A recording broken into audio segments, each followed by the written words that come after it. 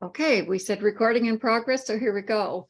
Welcome to the third session for ACT via Zoom for 2023. And I'm Carol Sullivan, the facilitator. Cindy Madigan is the co-host. And we already have everybody muted, so I don't have to say that again. If you'd like to add your city, your county, or your league to the picture gallery with the three dots in the upper right corner of your picture, do that so we know how many areas of the state are represented here. And in the chat, if you'd like to put the indigenous lands that we honor for those who came before us on the land we live on now. It's also the day that we are remembering a great American, Martin Luther King, whose contribution to our nation's history really needs no explanation to those of us, probably most of us here, who saw firsthand how he transformed the nation and truly helped us towards realizing that liberty and justice for all. And in this morning's email, in addition to the registration for Lobby Week, which is February 6th through 10th, you're going to find a schedule of upcoming sessions for ACT via Zoom. I decided that maybe it was better to share that and just keep it to myself. So next week, we're going to look at Public Disclosure Commission with Cindy Madigan, who is our Money and Politics issue chair, and she's going to be joined by Sean Flynn from the PDC. They're going to outline what the PDC does, what changes current legislation would make to benefit elections in Washington. And let's see, I can't tell from here, do we have Tremaine with us yet? Yes, I see Tremaine is here. I'm trying to spotlight him. Okay, so we are welcoming today Tremaine Edwards with Alliance for Gun Responsibility. He's going to be sharing the priority gun safety legislation, followed by that organization. And then in the second half of this hour, we're going to look at conservation districts explained with Mark Dostal and Kirsten Hagen, and perhaps Rosa Mendoza. Mendoza, I think I have her name pronounced correctly. Conservation districts, I didn't even know they existed until last year. And a friend, well, Wendy, who may or may not be at this meeting today, is our advocate now. When she was asked to find out some information about conservation districts, she said, conservation districts, who knew? You know, so we're kind of we need to learn about these things because they do impact us. So I'm going to welcome with our first guest, Tremaine Edwards from Alliance for Gun Responsibility. He joined the Alliance in 2021 as the Education and Engagement Director, and he provides programming that educates, engages, and advocates for communities impacted by gun violence. Before he joined the Alliance, he worked in Virginia as a director of community engagement and worked to address barriers that prevented access to various members of his community. So Tremaine, I'm turning it over to you. What are the top legislative priorities for the Alliance this session? Well, thank you for having me. Cindy, I got distracted because I saw Bellingham on your tag, and I'll be in Bellingham this weekend. So hello. Again, I have really good friends from Virginia, which is where I'm from, that live up there. So thank you for having me again, I should say. And also, full disclosure, my dog loves to jump on the screen when I'm talking, so he may pop up at some point. But as stated, I am with the Alliance for Gun Responsibility, or with the Alliance for Gun Responsibility. I am now the engagement/development director, so I live a little bit now in the fundraising world as well, but continuing to go on with our programming. So a little quick backstory, if you don't know the Alliance for Gun Responsibility, we are a statewide organization here in the state of Washington, though we do replication in states such as Oregon and in Michigan, anywhere, everywhere we will be a part. But we work around addressing the gun violence crisis that is in our communities, a very American epidemic, unfortunately. And we do that in 3 different legs. So we have 501c3, our foundation, which is a lot of public education, research, and implementation work. We have our C4, your political nonprofit, if you will, which allows us to do a lot of our grassroots presence and lobbying, as we will be doing tomorrow in Olympia. If you have time, I will end it with that today, a little bit about Olympia. And then we have our PAC, which is our victory fund, which allows us to endorse and support candidates who believe in this work, because obviously as now we are in session, we need those electeds in these places of power so that we can get the bills that I will discuss across the finish line. So that's a quick in a nutshell, but gunresponsibility.org is our website that has a plethora of things, including what I'll be talking about today, which is our agenda, which again will also be on our website along with a tracker. We keep a tracker. Some of our lovely interns and staff each year try to keep up with those bills and keep you all aware of what's happening. So that way, if you also don't follow our newsletter or don't want a ton of emails right now during session, are able to go online and watch every priority bill and kind of see where it's starting, where it's finishing, and we are hopeful this year that they will all make it across that finish line. So let's dive in so I can be good with time, because I've been failing at these conversations lately of keeping to time. So we've got a couple things that are happening this year that ourselves we are pushing forward with, but also making sure that we leave room and space and hold space for many of our partners out there to support theirs. But ultimately, the first one is obviously around the restricting of access to assault weapons. As mentioned, I've been with the Alliance since about May of 2021, but this is something well before I ever joined the Alliance. I have heard many times from supporters that this is something they have wanted for a while now. I know that the people and the state have been ready. Our legislators are ready to get this done. As you've now seen, our governor and attorney general are also ready to see this done. Many of our staff did a press conference with them a couple of weeks ago, are ready to get this done. We know that gun violence is preventable, and we know that simple solutions such as the assault weapons ban, which, right, as we know in our country, is nothing new. We had this years ago in the 90s and just need to bring it back on the federal level. But we're going to pursue that here at the state level. Of restricting that access to assault weapons. Semi-automatic assault weapons have been used in all 5 of the deadliest shootings in United States history. And these weapons have been designed for the battlefield, and they have no place in our neighborhoods. So this is something that we are going to be pursuing full throttle this year. Arguably, I would say, absolutely, I will do that, Deborah, before I leave today. But did you mention the bill numbers as you go along? What was, or did I miss it? Oh yeah, so I'm going to go through, I'm just giving the landscape of them all, and then before I leave, I will give you the bill number and what it pertains to, all of which I can also email to you if folks want to, because I realize I'm going to be throwing all the things to keep to time. All right, thank you, I'm sorry.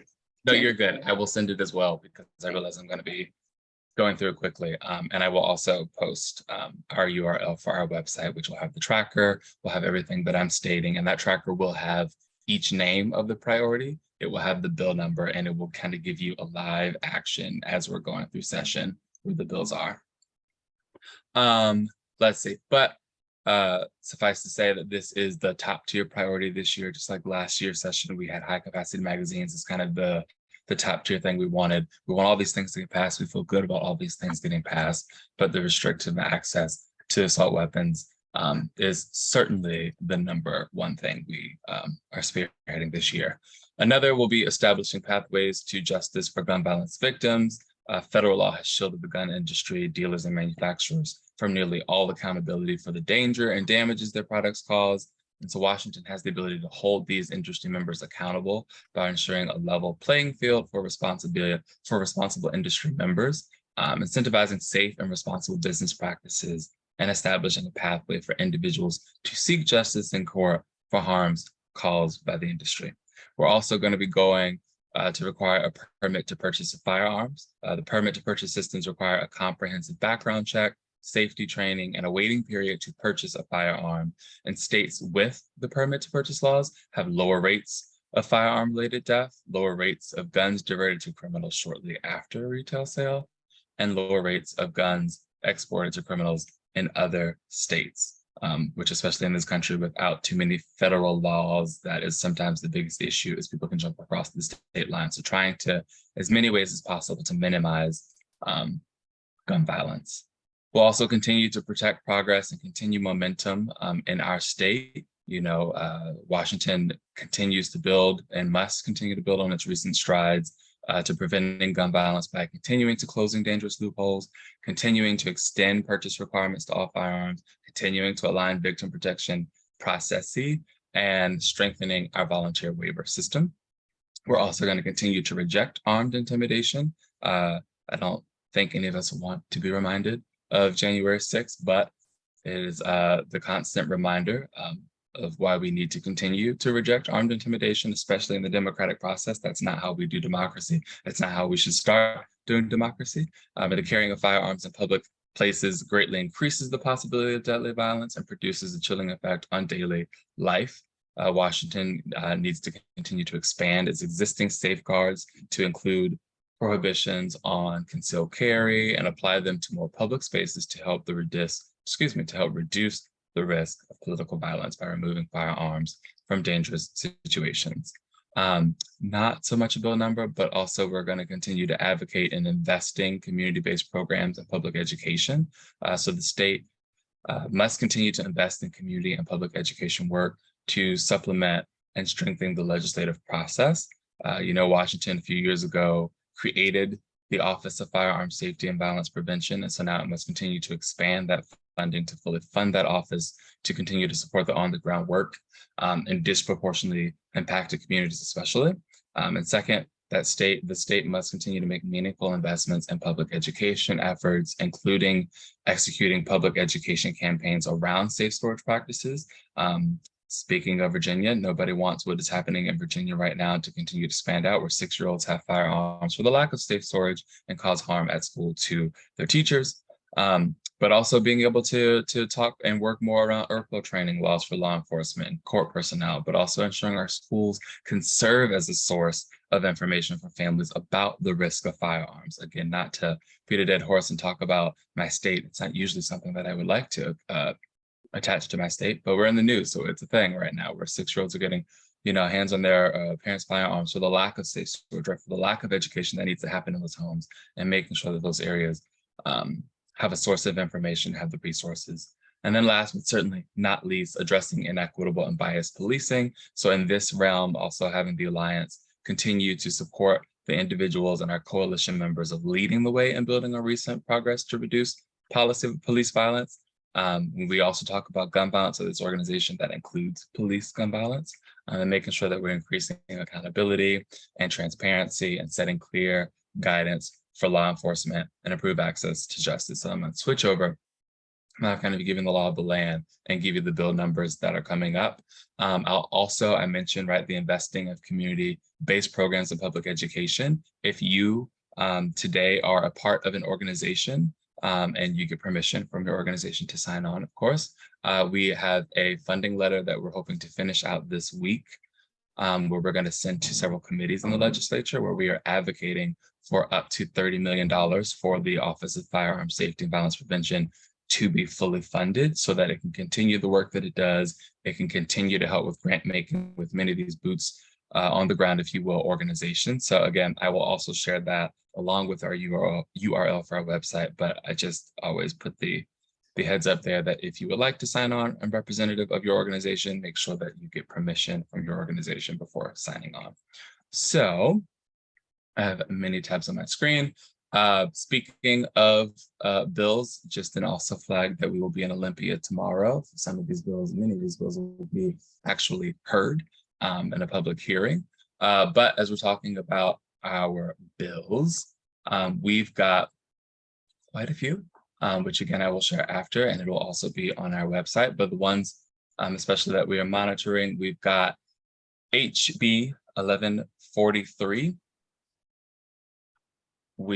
That's the public hearing concerning requirements for the purchase or transfer of firearms.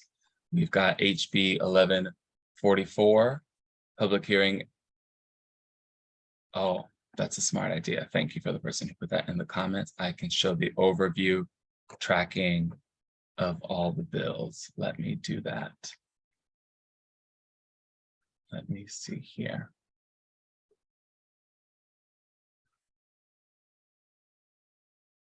And that way I'm taking all the tabs away so you don't judge the 10,000 tabs I have on my screen every day, because that is a thing.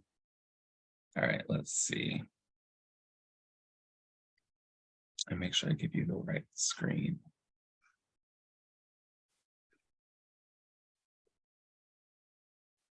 All right, I am hoping you all are seeing the correct screen. You see a bunch of bill numbers.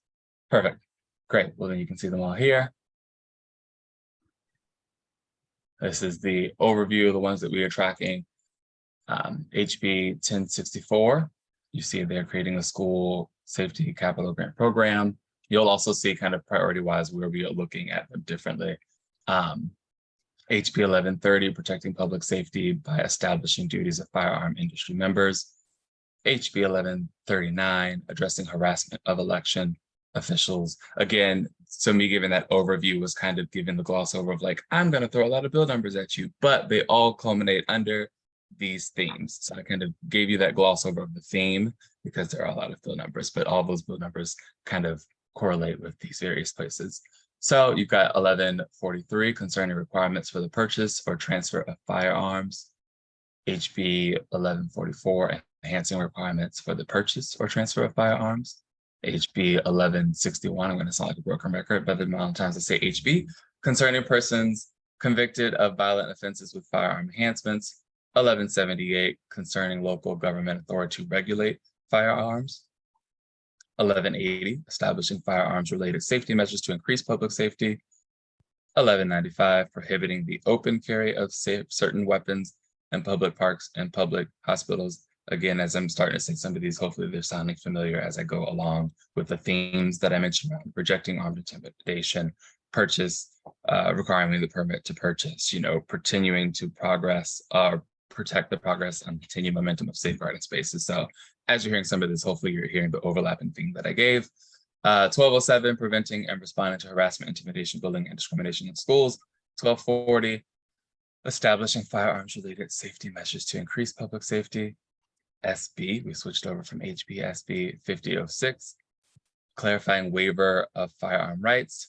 5049, concerning firearm theft. And 5078, protecting public safety.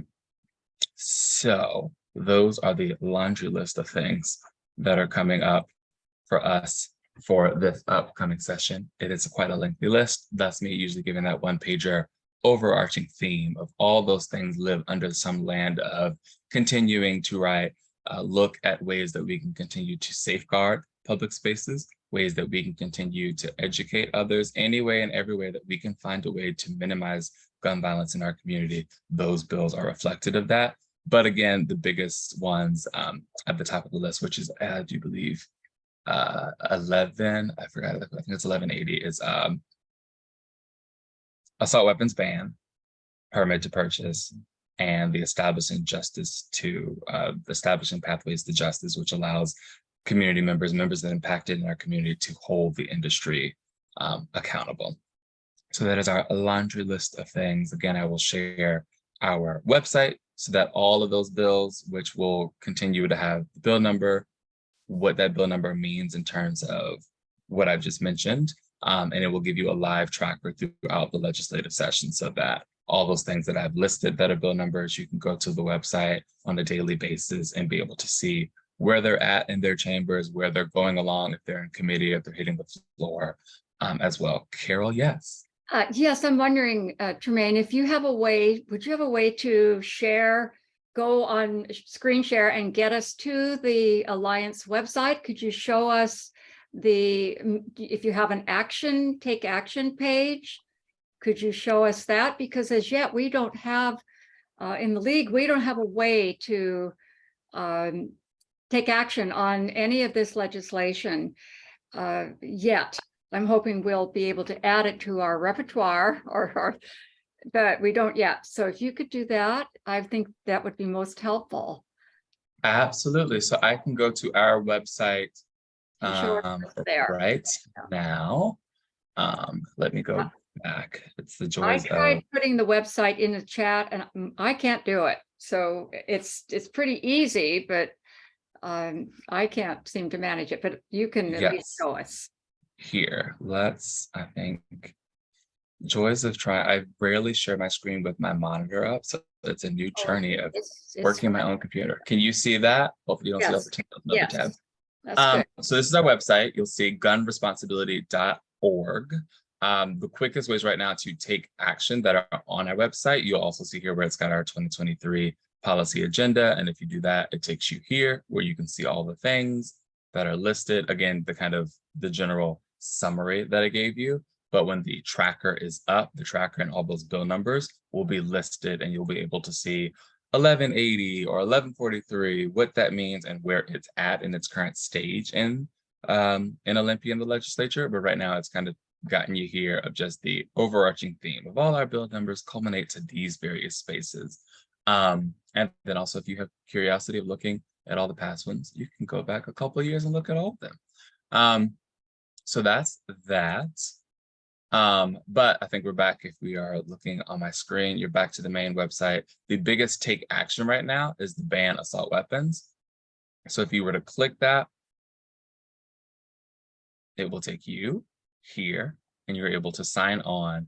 And once you put your information in, it will make this go to your electeds in the legislature and automatically include your name, your information, and directly messages them with the message. But you can also see here, it is, you can click it and you can edit away. So it's got a nice running message for you. However, if you want to make this a little bit more personal in any way, shape, or form, you're absolutely welcome to go in there and type around and change it. So we always leave that open-ended for folks if they want to put something a little bit more personal there. They have that ability.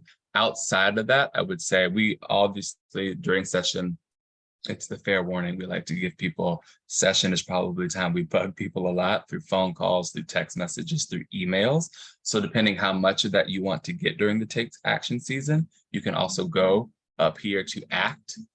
And you see where it says sign up for our mailing list. There's also other ways that you can be a part that you can see here. But the simplest way of it, if you want to continue to know what's happening or take action, sign up for our email list, because what we will do from there is throughout session, depending on the bills, especially needing to get them pushed across, we will be sending other take action. So that's one of the simplest ways is you sign up there. So the same way this assault weapons ban will pop up, we might say, hey, Carol, this bill is really in jeopardy and we need some more push from you in your area. We will send those emails out. You click that link and take action. And again, you can sign in from there. We also do have a consent list that we use. We are up to almost 600 people this year, which also allows people to say, hey, all the things that you said this year for your agenda, I am wholeheartedly supportive of. Here's my information, and would love to keep attached so that you can help me sign in pro or against certain bills. Could you go back to that ban assault weapons thing and click on that again? I was not sure what that action was. So essentially asking them to do, urging your representatives to pass a federal ban. So this is going more towards the federal level. The federal, yes, for now, but we will, that's in terms of a take action right now, that's the one that's currently on our website. But yeah, okay. So yeah, sorry, you go ahead. Do you have an action page that would, or is it coming to take sign in pro for these the bills that are being maybe discussed in committee this week? Does the Alliance do that, or am I maybe going to go to Safe and Sane Skagit for kind of up to the minute take action on bills? I'm just curious. Yeah, so it's a two-part, right? We have a consent list where we actually help folks do that, where we can do it with them or for them with their permission to sign in pro for bills. So if you would like to do that, you're also welcome to email me and say, hey, Tremaine, I would love to be added to that consent list so that you can keep me signed in for all these things, because otherwise it then becomes a lots of more emails of, hey, Carol, this week, hey, Carol, next week, hey, Carol, next week. Sign up once and then you just take care of it. Okay, yep. I understand now. Thank you. So that one's not listed on our website for many reasons, because obviously opposition is always watching us as well.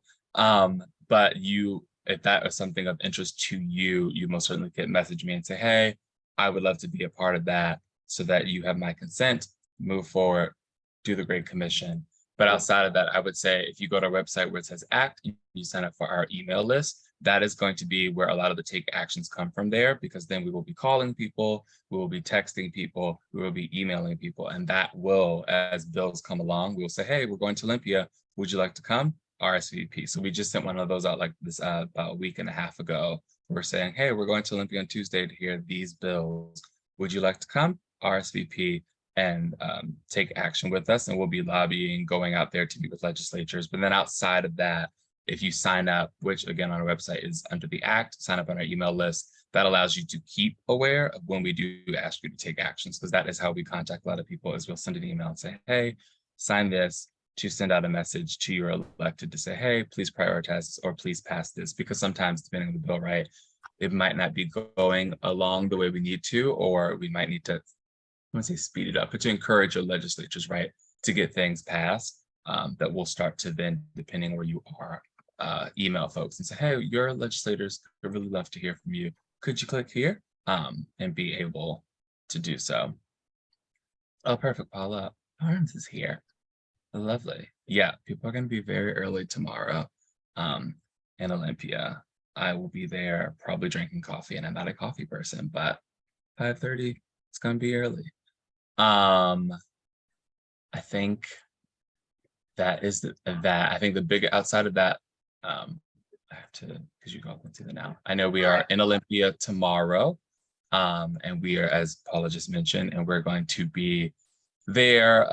Hearing's going to start at 10:30. It's going to be HB 1143, which again concerning requirements for the purchase or transfer of firearms. They're going to be a hearing on 1144, which is enhancing requirements for the purchase or transfer of firearms.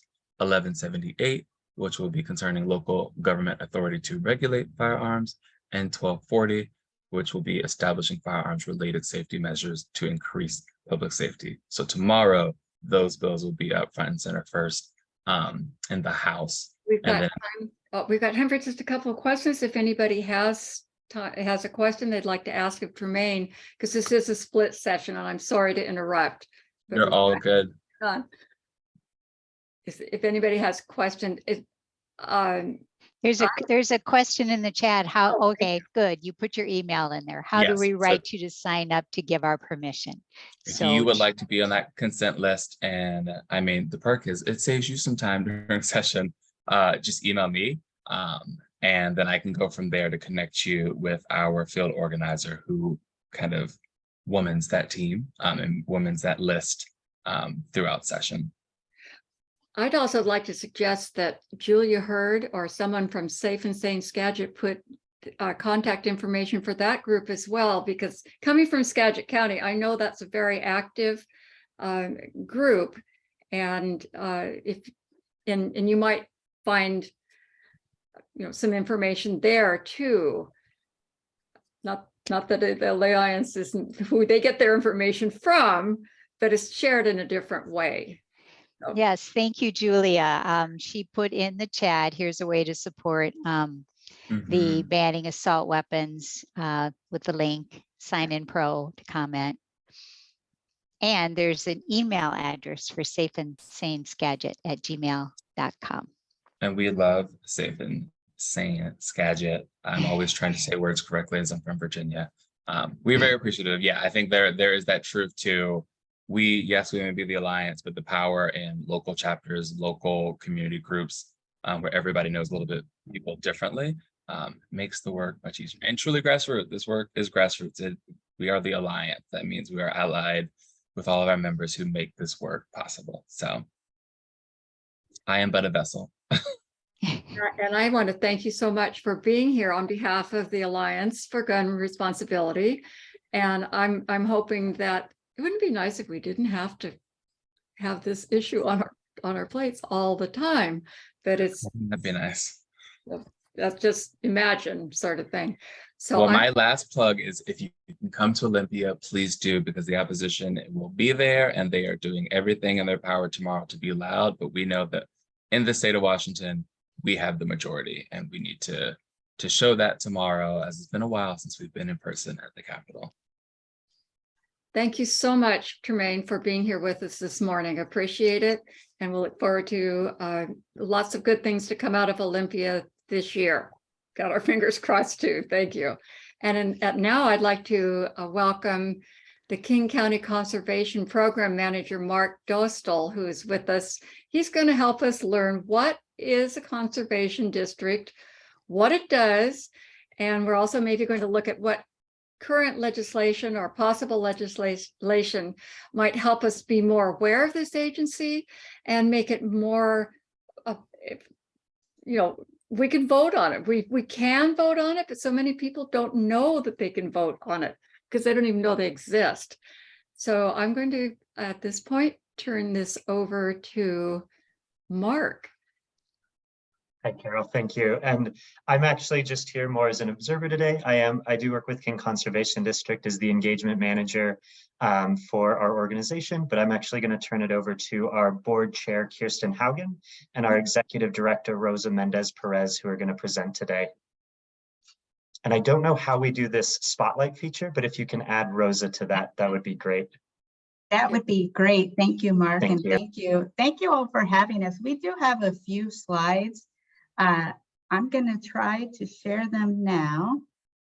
And the goal that we had today was to, one, shine a spotlight on King Conservation District and make you all aware of that we do have elections and that we have an election coming up that we would really like your help spreading the word about and helping us make sure that we get broad participation. But we're also going to discuss some opportunities where we are really trying to make changes so that our elections can be broader and more accessible to all voters. Great, and I hope you're seeing my screen now. All right, so I'm Rosa Mendez Perez, and I'm the Executive Director of King Conservation District. We also have our board chair with us today, and I'll ask her to introduce herself. Hi, everyone. My name is Kirsten Haugen, and I'm the board chair at King Conservation District, and we're just delighted to be with you today. Thank you, Rosa. And Kirsten is one of our elected board supervisors, and you're going to hear a little bit about what conservation districts do and how our elections are run before I turn to the opportunities that we want to engage with you all on about improving our elections. Conservation districts are special purpose districts, and there is quite a history there. We were created roughly 70 years ago by statute. We don't have any regulatory jurisdiction, and what we try to pride ourselves on is being a community resource for conservation. And what that translates into is we're working with people on a voluntary basis, trying to help them be the best stewards of the environment as they can be. And we do this through different types of programming. A lot of it is geared towards education and providing resources and technical assistance so that we can empower people within our county to be those conservation stewards. We also have some funding available, and we use that to work with jurisdictions, so with the cities to implement projects, but also with local residents. So we can translate those dollars into projects on privately owned or managed properties. There are 45 conservation districts in Washington. And I know that's more than the number of counties, but that's because some of the larger counties, they have more than one conservation district just to help them manage that broad landmass. There are over 3,000 conservation districts in the United States. Some of the services that we provide are habitat restoration and enhancement. We also work with dairies and other livestock managers on their nutrient management, and that essentially means that we're helping them manage their manure. We work on soil health, we work in forestry, we do water management, stormwater management, urban agriculture as well, community gardens. If you have any in your cities, we work with community gardens all the time, and environmental education. And I'm going to get into an example that will help illustrate some of these programs in just a minute. But first, I thought it would be helpful if we talked about the arc of our engagement and how we typically try to work. And that starts with outreach. And that can be something as simple as attending a tabling event or coming to an organization's meetings and talking about ourselves. And then we move into educational opportunities. And these are things like workshops. Sometimes we hold our workshops virtually, but other times they're in person and will be on site, typically with a person who has worked with us on a project so that you can see how your neighbor has implemented a habitat restoration project or some other kind of conservation project on their property. And from there, we move into technical assistance and cost share. So we have people who have gone through, maybe they heard about us at a county fair or something, then attended a workshop, and then come to us and say, hey, you know what? I have forest on my property and I don't know what I can do to manage that forest. And so we'll come on site and we'll provide that technical assistance to that person. And then we might talk about some of our cost share opportunities. And what that is we can help provide up to 90 and sometimes 100% of the cost that it would take to implement some type of best management practice for that property.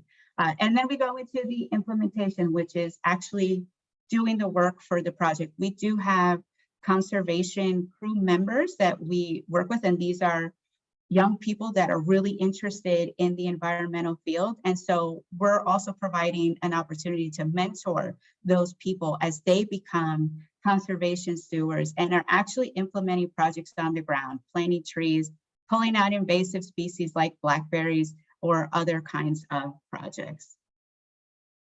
This is an example that we really love because it demonstrates the different programs that we have, but also the timeline for our conservation district. This is a project that happened on Matsuda Farms.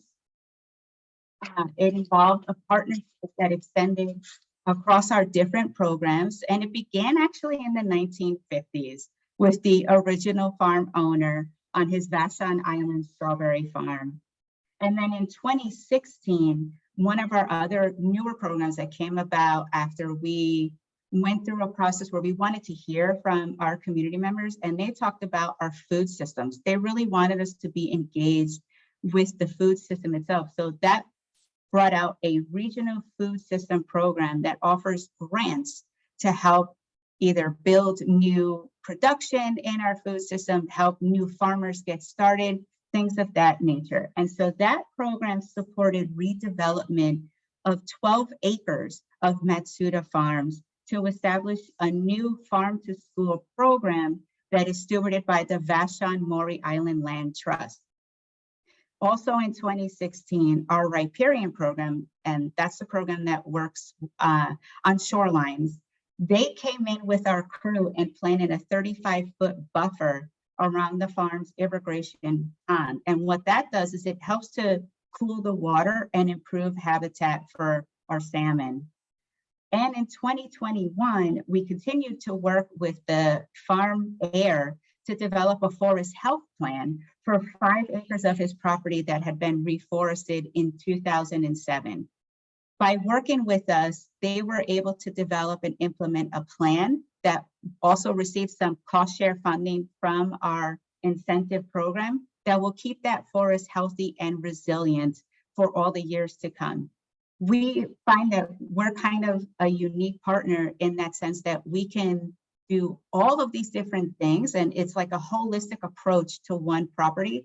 And we also have a lot of partners where we're able to pair funding from different sources to have a bigger conservation impact all in one area. Now that you have the background on what it is that we do, I'll talk about our board and their elections. And Kirsten, feel free to chime in at any point because you're one of our elected officials, and I know that this is one of your passion projects to help us get some much needed election reform. Our current board election rules are very different than you might think. They are not governed by general election requirements. There's also a requirement that 3 of our board members be landowners or that they are a farmer. This is one of the requirements that we're really pushing to have change because it's something that we find is very limiting and that we just don't think is a concept that should be in a modern voting system. We're also required by law to hold the election between January and March.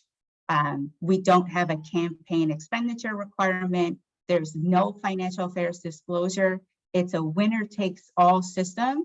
And we have 1 elected position per year. And on our board, there are 5 supervisors and 3 of them are elected and 2 are appointed by the Conservation Commission.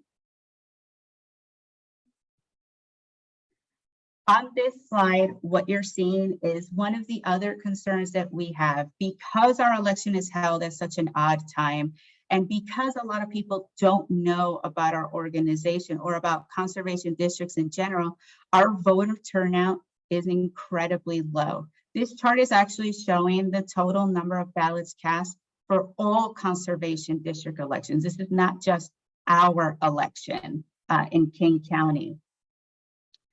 So what you'll see is that districts typically have less than 1% of voter turnout for their elections. And in some districts, we're aware they may only have one person vote in their election.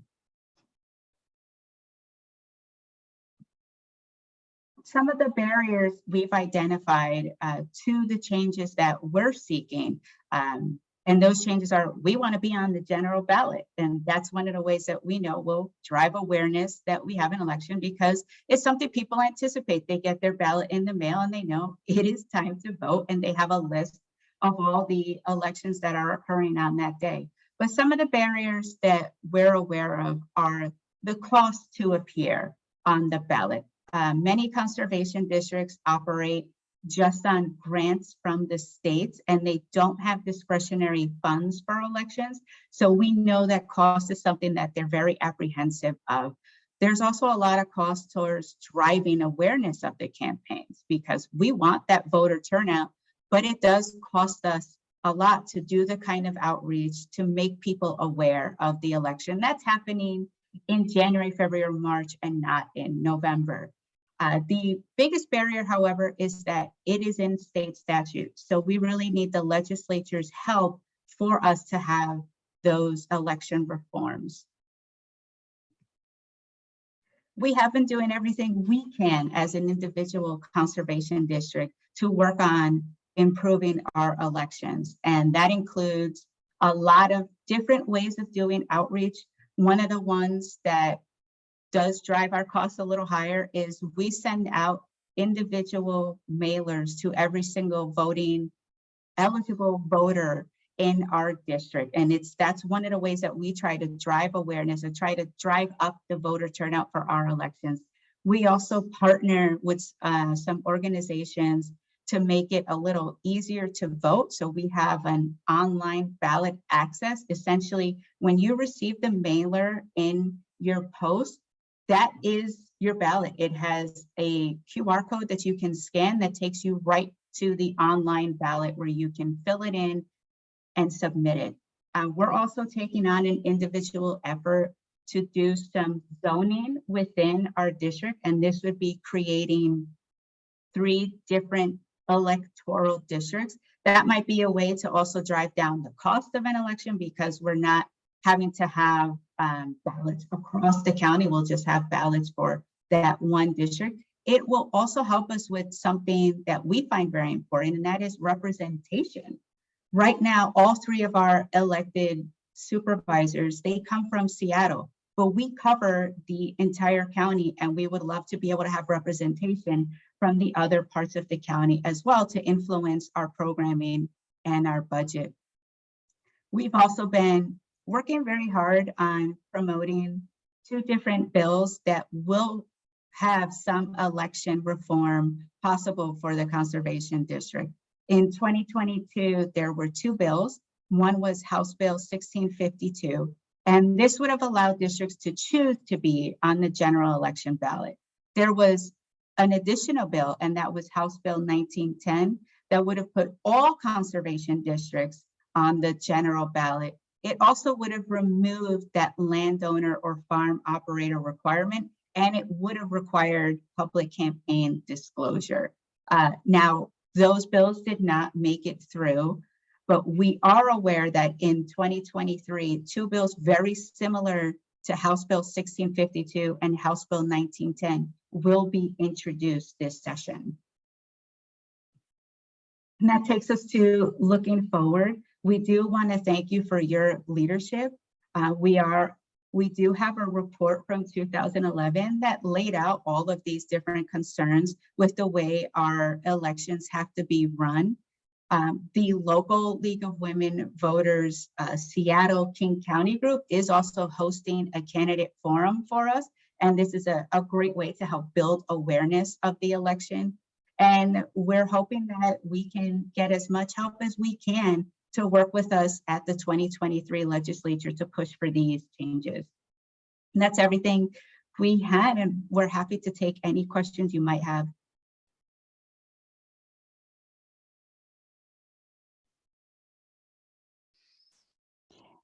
I'll chime in here. I want to thank Ann Murphy put in the link in the chat, excuse me, a link to the League of Women Voters study that was done back in 2011. And I also testified in support of both of those bills last year. And I really am going to do it again. Carol's the elections chair, but we're kind of splitting that off. So I'm looking forward to studying that.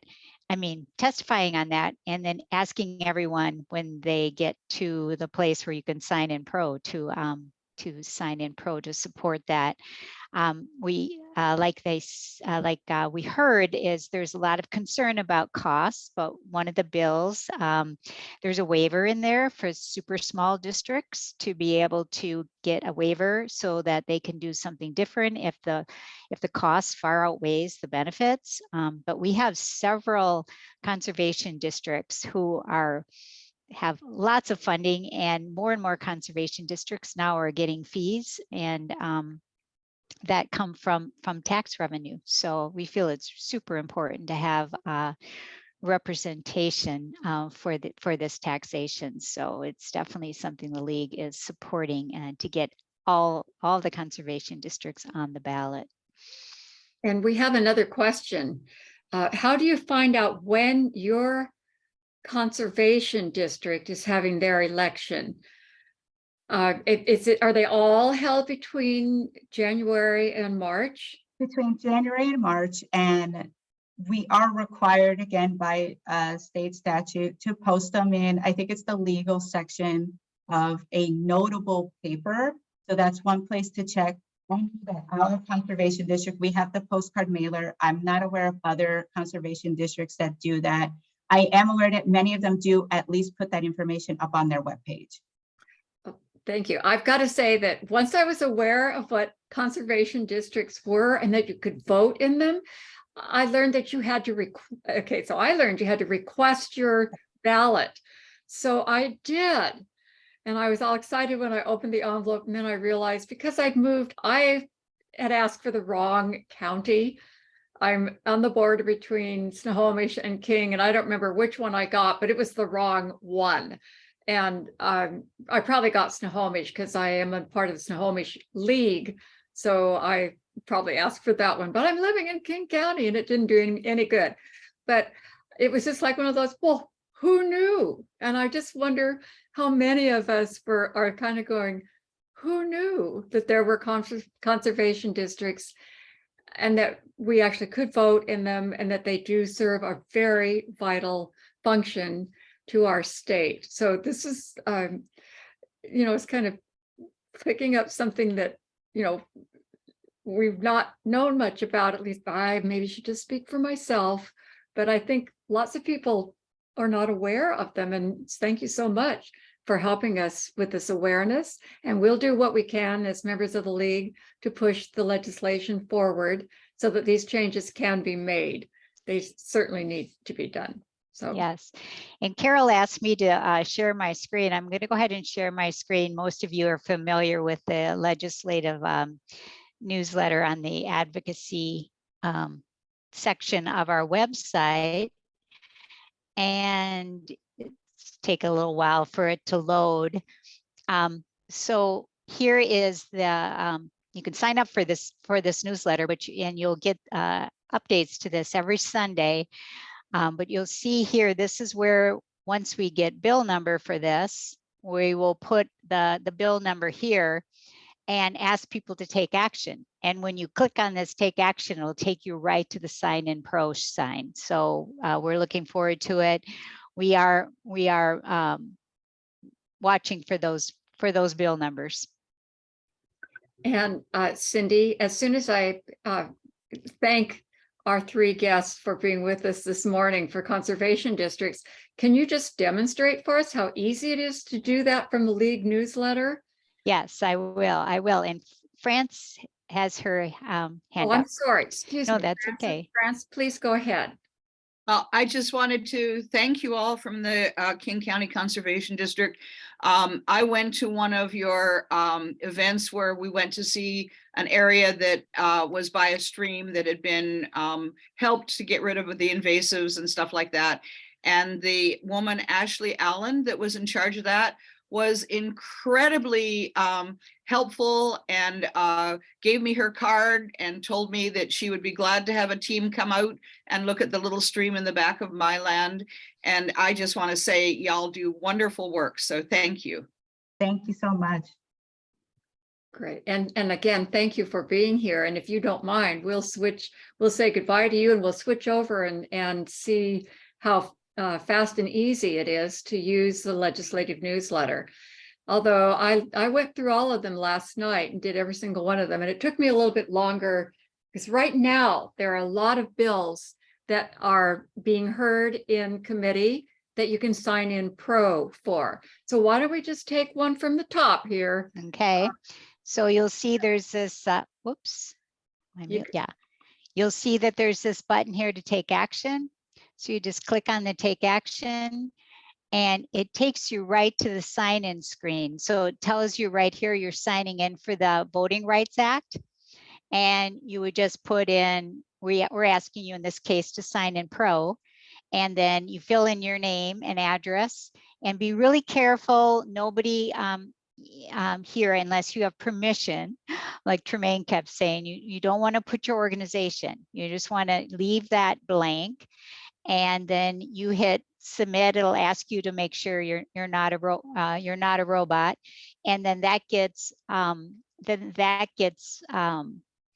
recorded. Now, one of the things I think is important is, we get a lot of action requests, and it's fairly easy to end up getting signed up more than once. So one of the things I also wanted to show is how to check to see if you're to check to see if you've once. already signed up, right? Some people get very enthusiastic, and I've seen people signed up 3 or 4 times, and that's just like, I want to make sure because I really support this. I have to say, I have to say I'm guilty of that. That's why I wanted to do this, because you keep going. And I'll tell so them you go into this committee sign in, and actually what that and what this does is this takes you to where we take you quickly, but you can go here and go into like state government, tribal relations, and let's look at this hearing. Oops, not that one. And I made the mistake yesterday of signing in to testify. And I was so shocked when I got an email that said, you're going to get a link to this committee hearing. I said, wait, what bill? Who, when, why? And I realized I'd accidentally pushed the wrong button. I pushed the I want to testify instead of I just want my to register my comments. It's like the third one down that you want, not any. Okay, so go ahead, Cindy.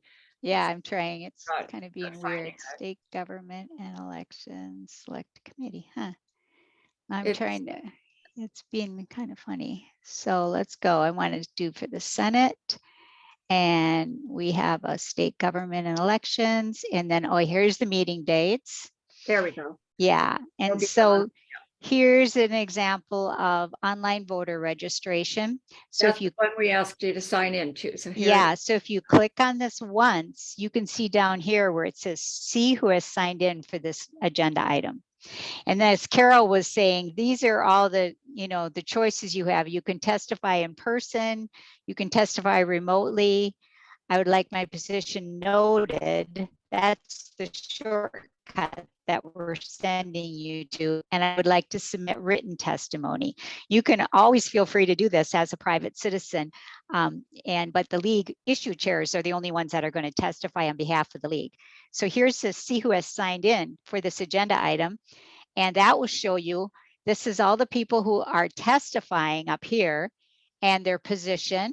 And so there's Carol, she's our election chair, so she's going to testify in support. So far, we have all there's all pro, including the Office of Secretary of State. And then down here, you can see on who's not testifying. And one of the things here that's kind of handy is you can double click on name, and that's where you can see if you've already signed in. I think, yeah. And if you click on that, it'll show those alphabetically by name. So you might want to check that out before you sign in if you think you may have already signed in. The other thing you can do here is you can click here on position, and it'll show that there are 2 people who have signed in, not willing to testify against it, Con. And then if we look to see here, we can go down to here next and go to the end, and we have 113 people total signed in. So there's 111 signed in pro. If this were one of those gun safety bills, there would be thousands of people signed in con. And that's why on those bills, it's really so nice to get more names, on the list, because the National Rifle Association just gets people out in droves to sign in pro.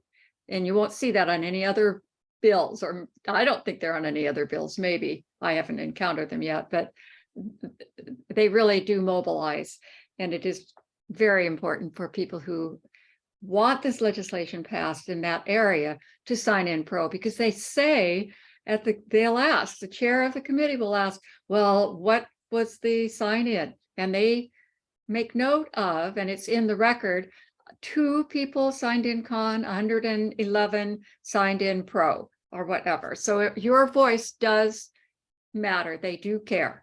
So, and I think is that, any questions on that? Thanks. Yeah. Yeah, doing you're welcome. Yeah, it was my pleasure. My pleasure. Yeah. So we have, just a couple minutes. So if anyone has any question.